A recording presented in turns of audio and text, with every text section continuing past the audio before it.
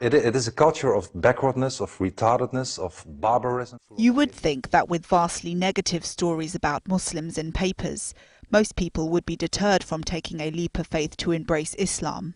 A recent YouGov survey seemed to confirm this view, as it concluded that more than half the British public believe Islam to be a negative influence, encouraging extremism, the repression of women, and inequality, leaving one to ask, why would anyone choose such a direction for themselves? And that's a question which is being asked more and more, especially as a new report finds that the number of people living in Britain who convert to Islam has in fact surged to 100,000 from just 60,000 a decade ago.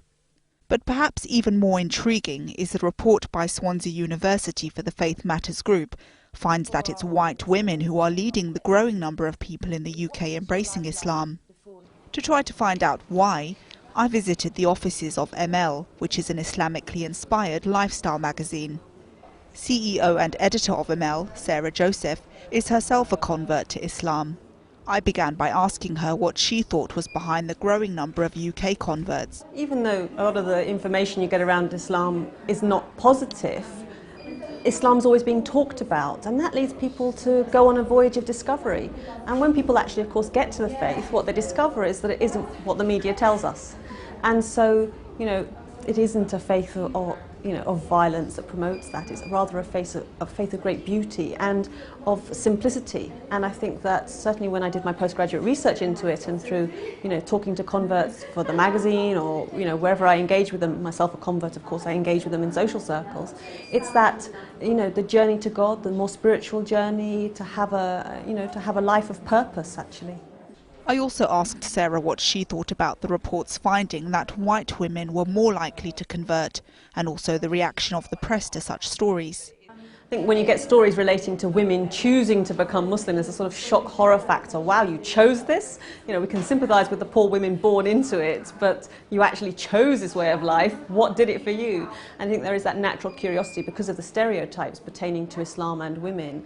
And then, of course, it gives converts the opportunity to turn around and say, well, actually, if you look at the Quranic paradigm, if you look at the early example of Medinan society, what you have is a religion and a way of life that promotes women and promotes women's participation in society. The Faith Matters report also highlighted the role mosques play in supporting new Muslims.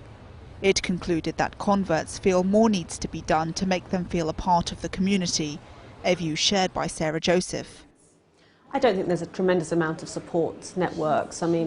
I myself went along to Regent's Park Mosque and they had one of the very early and only circles specifically for converts, which was a lifeline at the time.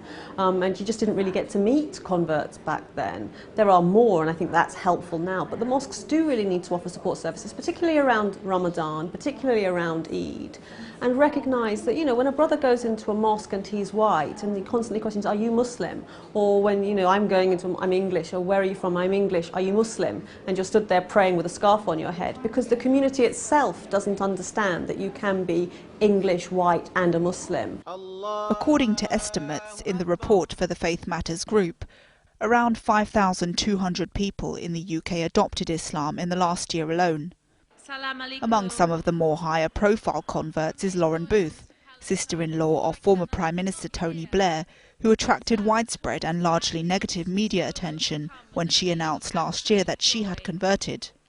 Former MTV host Christiana Baca was another white European female who raised a few eyebrows when she converted.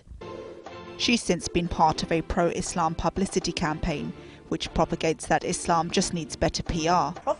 It's a view shared by the Faith Matters Group, which says Islam has been stigmatized and wrongly associated with extremist ideologies and discriminatory cultural practices. They say converts have an important role to play in supporting community cohesion, and that mosques need to do more to support them and encourage greater understanding amongst non-Muslims too.